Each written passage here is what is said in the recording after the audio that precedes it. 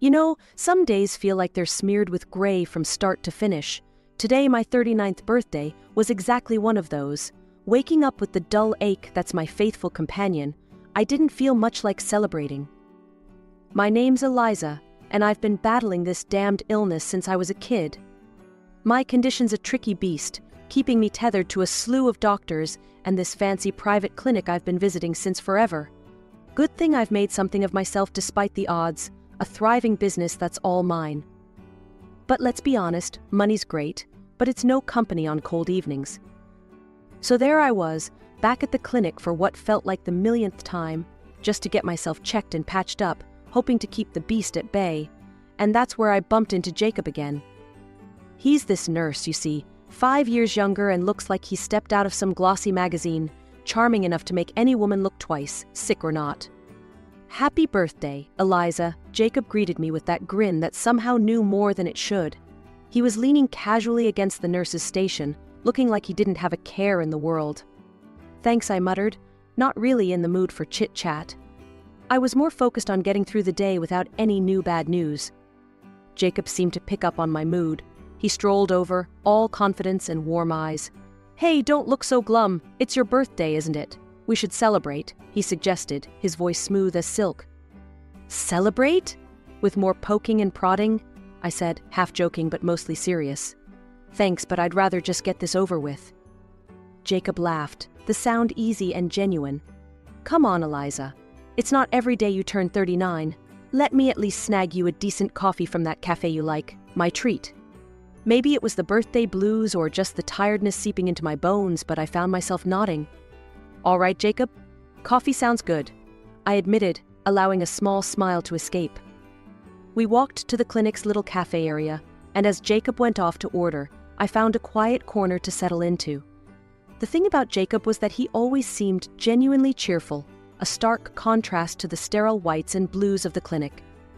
He'd been hitting on me since the first time I was admitted for an extended stay, always respectful but persistent as hell. Returning with 2 cups, Jacob handed one to me, his eyes never straying. "Eliza, you're one of the toughest people I know. This illness, it's part of you, but it ain't all of you. You've built a life, a business. That's not nothing." His words, blunt and simple, struck a chord. Maybe it was his straightforwardness, or maybe I was just vulnerable, but it felt good to be seen beyond the patient file. I chuckled, shaking my head slightly. "You always this optimistic?" "With you, always. You make it easy to believe in better days," he replied, his voice low and intimate. I don't know why I let my guard down. Maybe it was the birthday magic or Jacob's relentless charm, but as we sat there, talking and laughing over mediocre hospital cafe coffee, I felt lighter than I had in years. Discharged from the clinic and back in the swing of my daily routine, I thought the surprises were over. Then Jacob called. "Hey, Eliza, it's Jacob. How about dinner tonight? Just as friends, if you like." I hesitated, still riding the high of our last conversation. Sure, why not? I found myself saying, a little thrill of excitement making my stomach flutter. Jacob picked me up that evening, and he looked every bit the dashing nurse outside his scrubs, jeans, a crisp shirt, and that same disarming smile. As he drove us to a cozy little Italian place he knew, the air between us was charged, filled with the promise of something new. Over dinner, Jacob didn't waste any time. Between bites of spaghetti, he leaned in, his eyes serious. "Eliza, I've been thinking, why not give this a shot? You and me." I nearly choked on my pasta. "Jacob, you know my situation, my health. It's complicated. I can't have a normal relationship." Jacob reached across the table, his hand covering mine. "I don't care about that," he said firmly. "I love you for who you are, not for what you can or can't do. Plus, you deserve to be happy. Everyone does." His words were a balm, soothing the fears that always lurked in the back of my mind. How could I not be moved? "Okay, let's give it a try," I agreed, feeling a mixture of joy and terror. Dating Jacob was like a breath of fresh air. He made everything fun, even a simple walk in the park felt like an adventure. He had this knack for making me laugh, and for the first time in a long while, I forgot about my illness. I was just Eliza, not Eliza with a chronic condition. 6 months flew by in a blur of happiness, and then, out of the blue, Jacob proposed. We were at home, a simple night in, when he got down on one knee with a small, elegant ring. "Marry me, Eliza. Let's make this official." Tears welled up in my eyes as I nodded vigorously. "Yes, Jacob. Yes." But practicality kicked in soon after, and I knew we had to sort out some legal stuff first. "Jacob, I want a prenup. It's important to me," I told him one evening, my voice steady despite the fluttering in my chest. Jacob didn't blink an eye. "Whatever you need to feel secure, I'm on board." Jacob signed the document without another word, his signature swift and sure. Our wedding was modest, held at the city hall with just a handful of friends as witnesses. Afterward, we moved into my plush apartment in the city center. For the first time in my life, I felt truly at ease, truly loved. And in those moments, my illness and its shadows seemed very far away indeed. Life as a newlywed started off better than I could have imagined. Jacob and I were settling into our daily routines, and I felt like I was living in a dream. That was until a few months after the wedding when Jacob dropped a bombshell after a particularly quiet dinner. "Eliza, I've been thinking a lot about this, and I've decided to quit my job," Jacob said abruptly, his tone serious as he avoided my gaze. I almost dropped my fork. "Quit your job? Why all of a sudden?" "You love nursing," I responded, trying to keep the surprise out of my voice. Jacob sighed, pushing his plate away. "I'm tired, Eliza. Tired of dealing with sickness every day. It's draining, you know." He looked up at me, his eyes searching for understanding. I reached across the table, squeezing his hand. "I get it, love. But what will you do?" He smiled then, a slow spread across his face. "I was thinking I could take care of the house, cook for us. Make things nice here. Wouldn't that be something?" I paused, considering.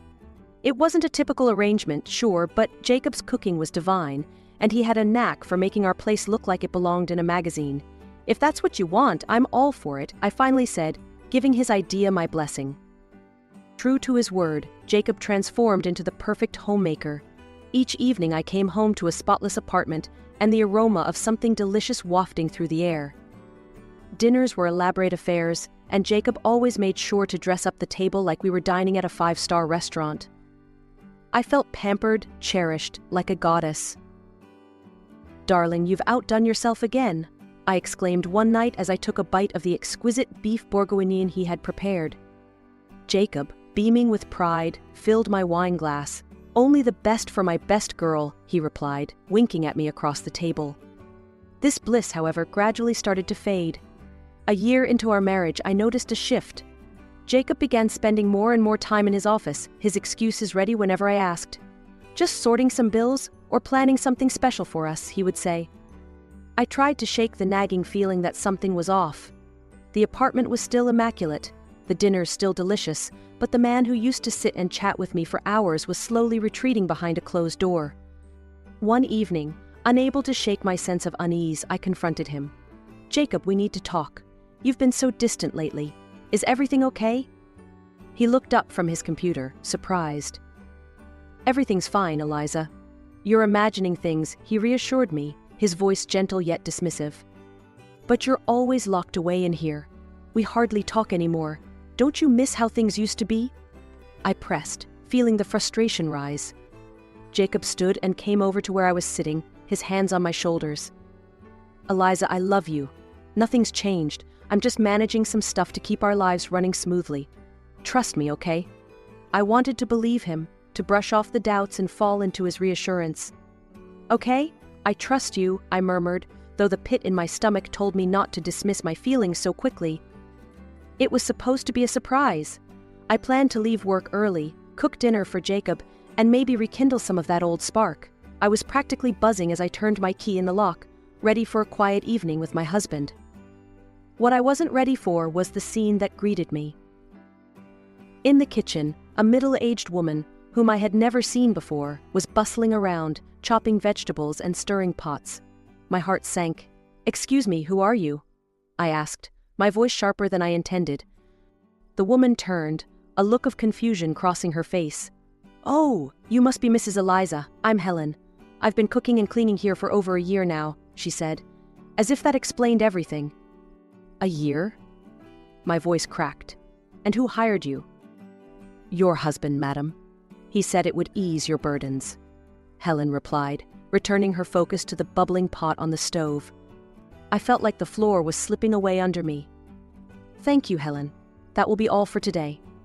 I'll handle it from here, I managed to say, keeping my tone even. Once Helen left, the silence of the apartment pounded in my ears.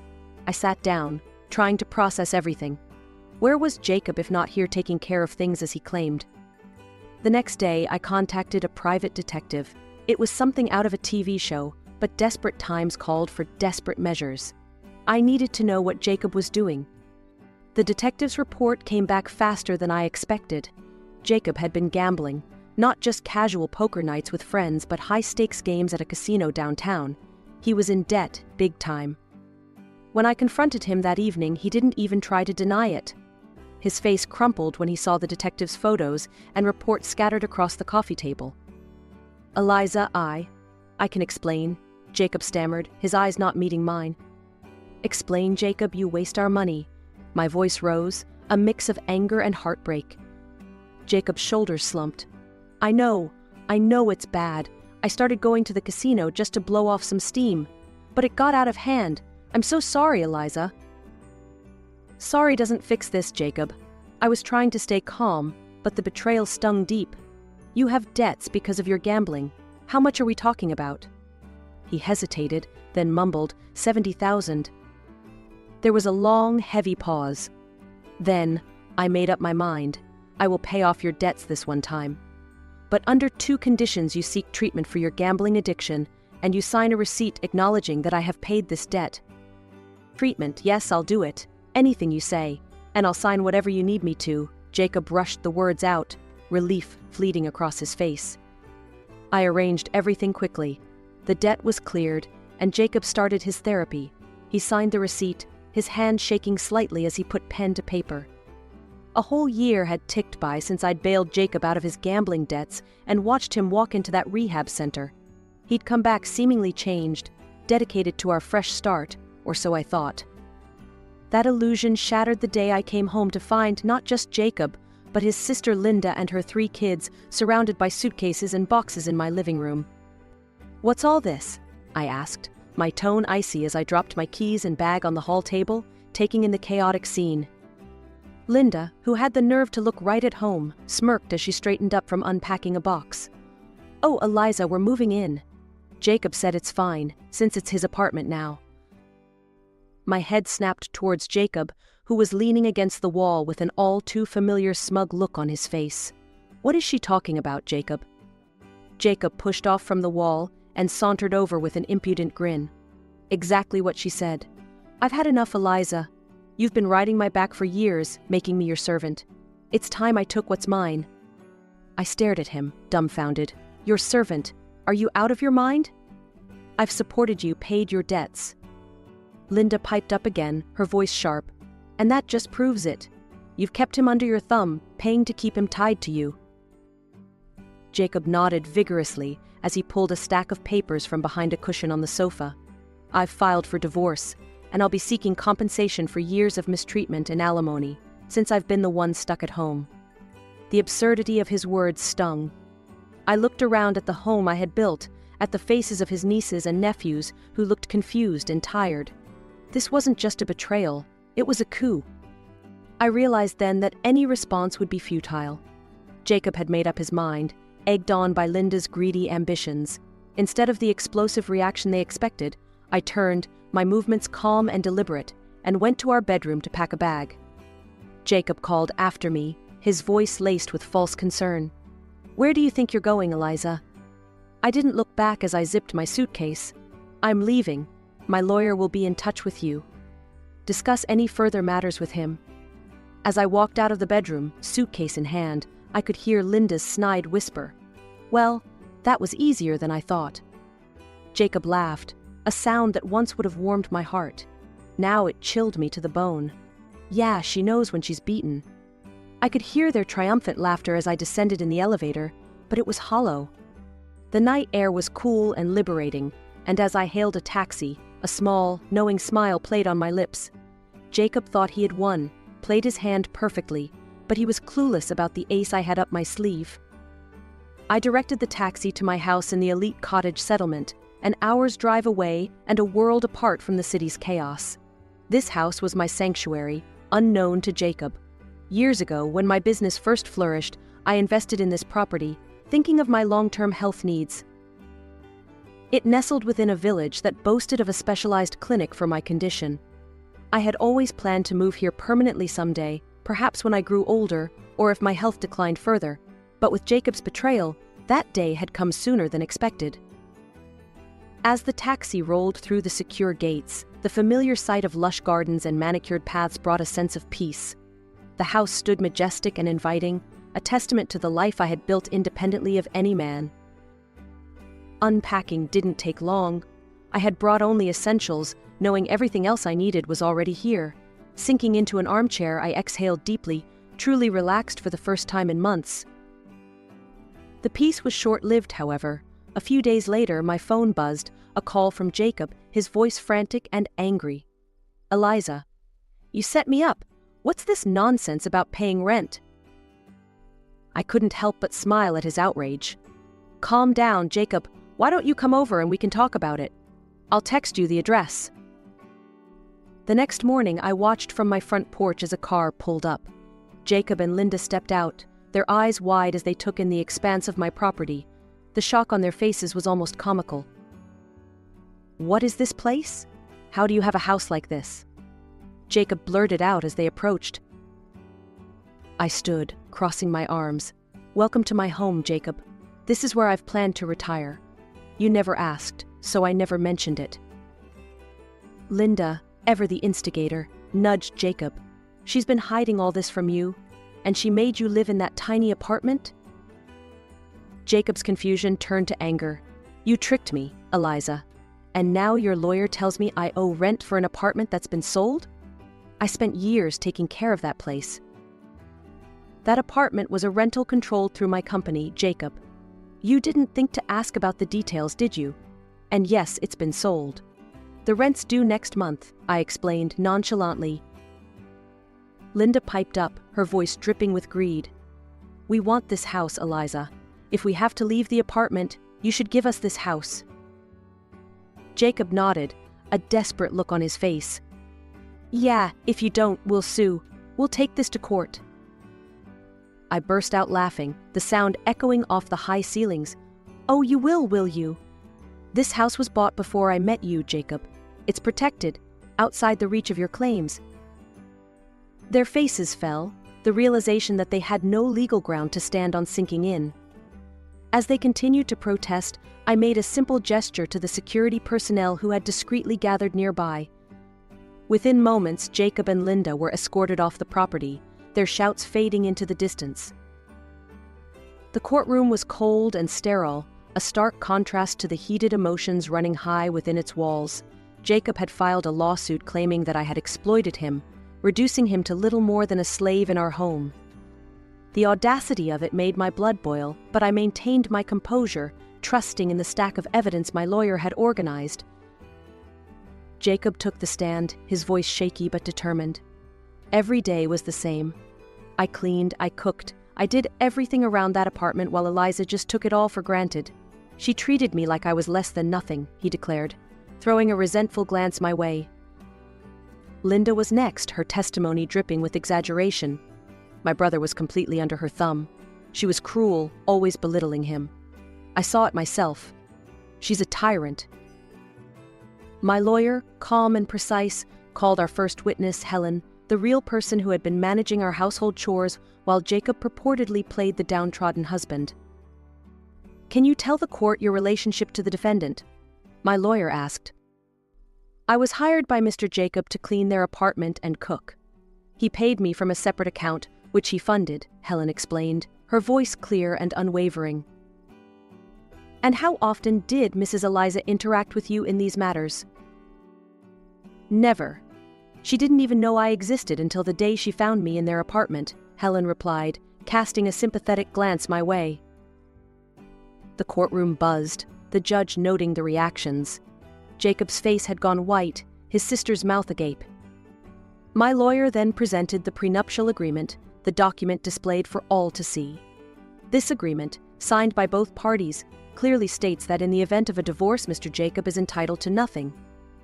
No alimony, no compensation. Would you confirm, Mr. Jacob, that this is your signature? Jacob, now visibly sweating, nodded weakly. Yes, but I didn't. You didn't read it? My lawyer cut in sharply. Yet you signed it, correct? Yes, Jacob admitted, his voice barely a whisper. The judge made a note, his expression unreadable. As the final blow, I had instructed my lawyer to bring up the payment I made to clear Jacob's gambling debts. The signed receipt was shown, proving his financial irresponsibility and my attempts to save our financial stability. When the judge finally spoke, his voice was firm. After reviewing the evidence and testimonies, it is clear that Mr. Jacob's claims are unfounded. The court denies the claim for compensation and alimony. Furthermore, the prenuptial agreement stands as legally binding. The divorce is granted. Jacob slumped, defeated, while Linda's face contorted with rage. You idiot, she hissed at him outside the courtroom. You screwed up everything. We had a perfect setup, and you couldn't even play your part right. As they bickered, I walked away from the courthouse, a weight lifted off my shoulders. Jacob had been planning to live off me, thinking he could outsmart me. His greed was his undoing, and now he was left with nothing but his own failures to contemplate. Life had a funny way of coming full circle, and as I sat in my sunlit living room overlooking the gardens of my secure, serene village home, I couldn't help but reflect on the whirlwind that had been my life over the past few years. My business was thriving, managed efficiently by my assistant, and my health was stable, monitored closely by the excellent clinic just down the road. I was finally at peace, or so I thought, until Jacob showed up again, uninvited and unwelcome, disrupting my tranquility. It was a crisp morning when I saw him at the gates through the security camera, looking disheveled and desperate. I had instructed the guards never to let him in, but somehow he had talked his way up to the front door. As I opened it, he fell to his knees, an act so dramatic it would have been comical if it weren't so pathetic. Eliza, please, you have to take me back, Jacob pleaded, his voice cracking. I'll do anything. I'll cook, clean, whatever you want. Just let me stay here. I stared down at him, my disgust mounting by the second. Get up, Jacob. You're making a scene, I said, my voice icy. It's all Linda's fault. She talked me into everything, the divorce, the claims. I never wanted any of it. His words tumbled out in a rush, a sloppy attempt at excusing his actions. I crossed my arms, feeling the anger bubble inside me. You expect me to believe that? After everything, you think you can just blame Linda and I'll forgive you? Jacob's eyes were pleading, but behind them, I could still see the same selfishness. Eliza, I'm broke. I've had to take out a massive loan to pay you back that $70,000, and now I'm struggling. I can't survive out there. Should have thought of that before you tried to cheat me out of everything I've worked for, I snapped back. His hardships were of his own making. His current state was not my responsibility. Realizing his groveling was getting him nowhere, Jacob's tone shifted, edged with desperation. Eliza, I need this. Please. I shook my head, resolute. You need to leave, Jacob. Now. When he hesitated, I turned and signaled to the security standing by. They promptly stepped forward, each taking an arm, and lifted Jacob off the ground. No, Eliza, please, Enough, Jacob. You've made your bed. Now lie in it. I interrupted him firmly, my patience worn thin. As the guards escorted him away, I instructed them to ensure he would never be allowed on the premises again. Turning back to my home, I felt a surge of relief mixed with sadness.